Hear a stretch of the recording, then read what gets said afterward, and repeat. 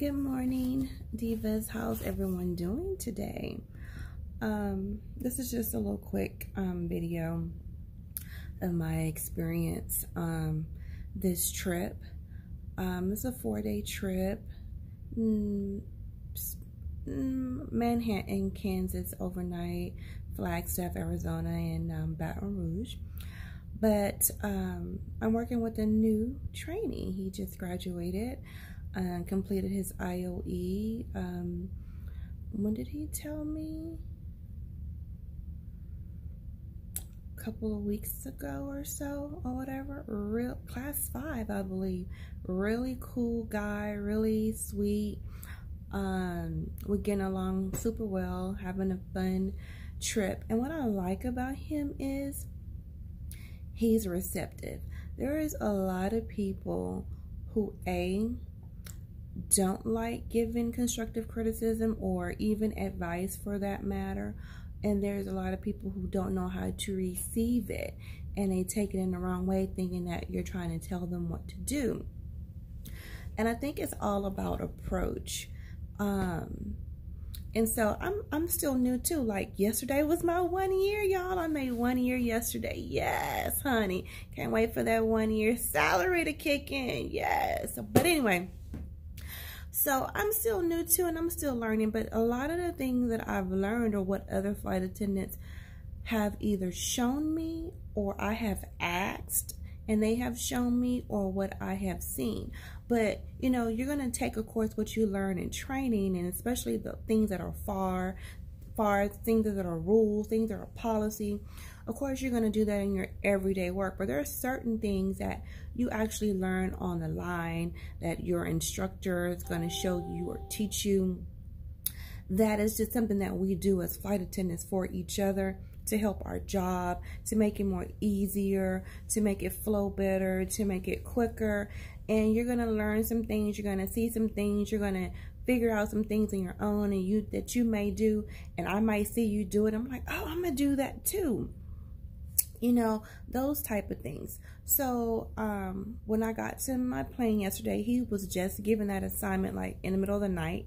So he was new, and then we introduced ourselves and everything, and he's forward and I'm aft, and we have really two cool captains.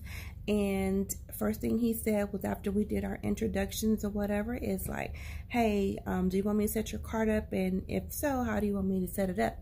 Well, we just had our first 4 legs were just water service only, so I didn't need the cart set up or anything like that. But like around our 3rd leg, I had noticed that the first, second, and 3rd leg, we kept bumping into each other in the galley. And you all know that the galleys, I'm looking at my clock because we're meeting for breakfast at 9. The galleys are small, and so you bump into each other a lot. And we were on the 700 plane, so there's no galley in the back. Everything is in the front. So we kept running into each other, trying to work or whatever. So around the 3rd time, I just asked him, I was like, after passengers were off to, gone or whatever, and we had a little sit. And I just said, hey, do you mind if I give you a little bit, a suggestion, and you can either use it or you don't, but I think it'd make it easier for the both of us? And he was like, sure, And I was like, well, I noticed that we keep running into each other in the galley, both trying to work. And our flights were 30 minutes. So I had 30 minutes to do a cabin of water. And then he had to do his first class, right? So I suggested to him a way that we can make it easier. One thing I noticed was that he was... after I finished my aft and in-service announcement in the back, when I'm walking to the front, he was in the aisle taking drink orders for the first class. So then I'm having to go in the galley and get out my water, and we, serve water on the trays, get out my water, my cups and stuff. And then he's also coming in the galley to fix his first class drink. So we're just bumping into each other.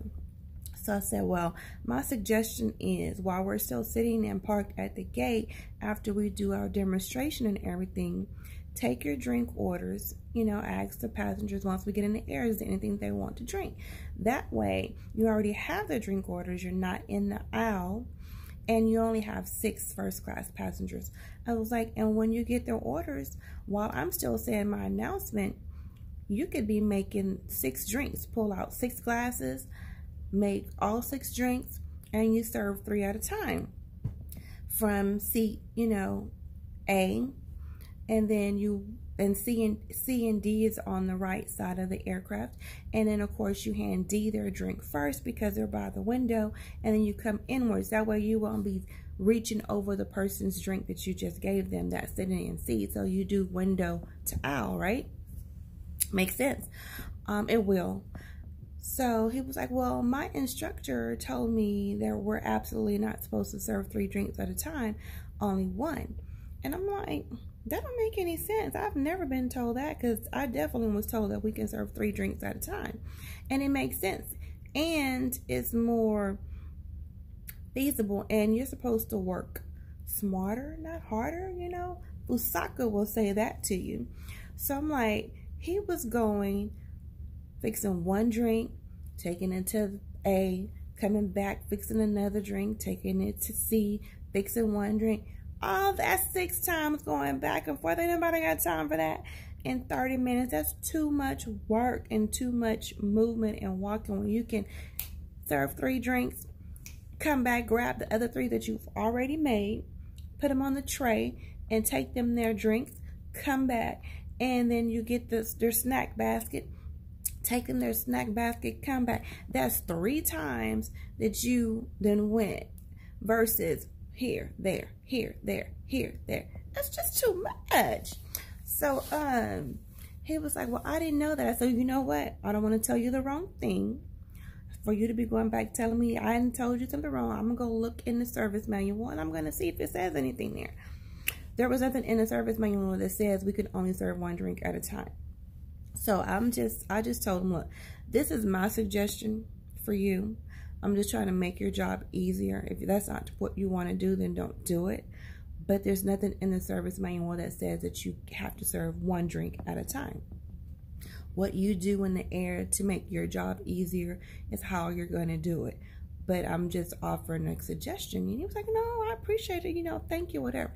He did it the next leg, and we were fine. So we have what we call short haul flights now. We didn't have this at first, where we just, pre-pour drinks on a tray and we serve them because you don't have time to take your cart all the way down the aisle to fix no drinks. So that's on, I think, United. I was on American, and it was just a 30-minute flight, so it's water service only. Normally what we do is we just take a thing of cups, a rack of cups and some bottled water, and we just go down the aisle and we ask people if they want any water, and then we pour it or whatever. But what I did was pull out a tray and I pre-poured water in cups, and then I walked the tray down the aisle and just handed people water who wanted any. That worked easier for me. So when I get to the galley and he is in the galley and I'm in the galley, I was just like, we were just running into each other.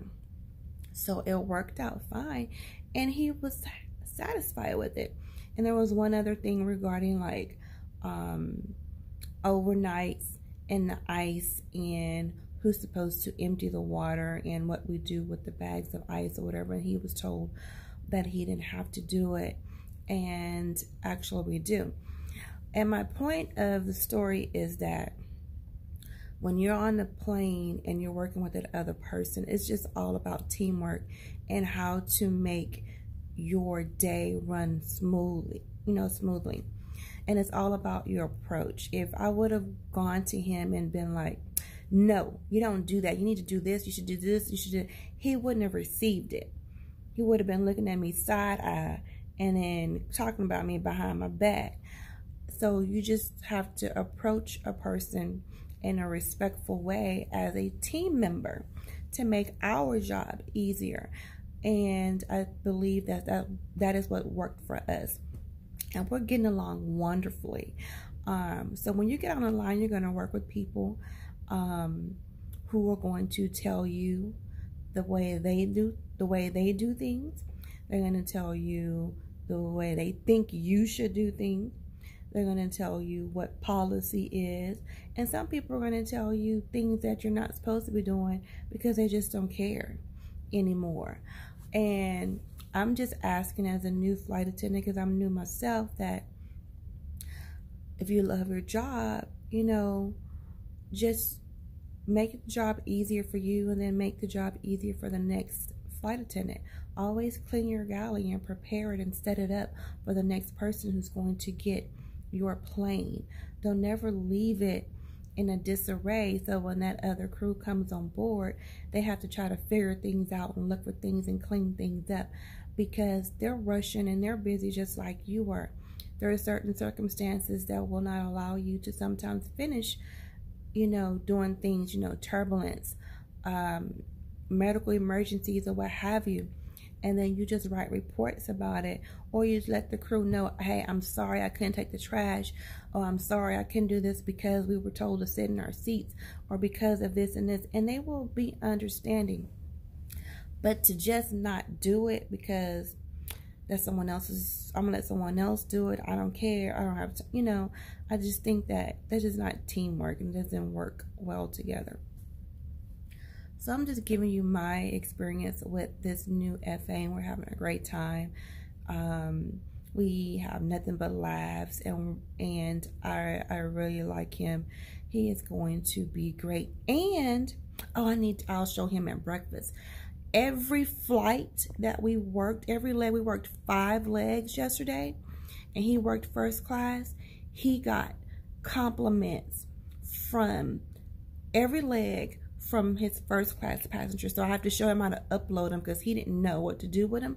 So at least yesterday, I know he got like 5 in one day compliments. So that is what type of person that he is. So that is outstanding. It takes 10 to 12 to get your first bronze pin in your Step It Up. I got my first Step It Up pin within 6 months. He's already halfway there in one day. So he is a really, really nice guy, and people really tend to, you know, what's the word I'm looking for? Navigate to him, if I'm gonna say. So I love to see that. But anyway, guys, I'm gonna meet him for breakfast. You guys have a good day. Enjoy training. And yes, I am still in the bed in my pajamas. That's why I'm sitting here covered up, but y'all know I don't care about all that. Anyway, have a great day. Bye.